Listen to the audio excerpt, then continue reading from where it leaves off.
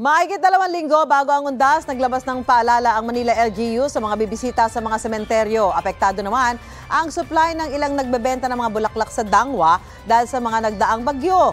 Live mula sa Maynila, may unang balita si Bam Alegre. Bam? Susan, good morning. Dahil sa bagyo noong nakaraang buwan at yung sama ng panahon itong mga nakaraang araw ay nagkaroon ng epekto dito sa presyo ng mga lokal na bulaklak dito sa Dangwa, Maynila. Hindi ka anong bumukad ka ng hanap buhay ng mga nagtitinda rito sa bagsakan ng mga lokal na bulaklak sa Maria Clara Street sa Dangwa, Maynila. Naapektuhan kasi ang supply ng mga bulaklak galing norte dahil sa masamang panahon. Tumaas daw ang presyo ng bulaklak. Nasira po yung mga bulaklak natin, sir. Kaya naging konti yung parating dito. So, kaya biglang nagtaas yung bulaklak. Halimbawa, ang bundle ng Common Red Rose umabot hanggang 600 hanggang 700 pesos noong nakaraang linggo. Pero ngayong linggo, nagsisimula nang bumalik uli ang presyo ng mga bulaklak.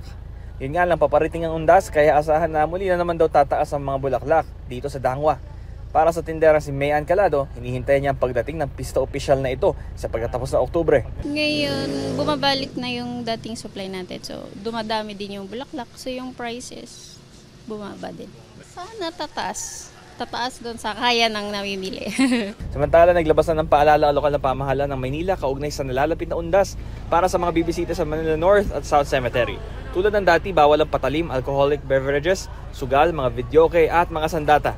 Hanggang October 25 lang pwede maglinis. Na-interview ko sa shooter ng sa araw. Susan, bubuksan ng Manila North at South Cemetery sa publiko sa mula October 28 hanggang November 2, 5 a.m. to 5 p.m. Ito ang unang balita mula rito sa Maynila. Bam Alegre para sa GMA Integrated News. Mauna ka sa mga balita. Bisitahin at mag-subscribe sa GMA Integrated News sa YouTube. Sa mga kapuso abroad, samahan nyo kami sa GMA Pinoy TV at sa www.gmanews.tv.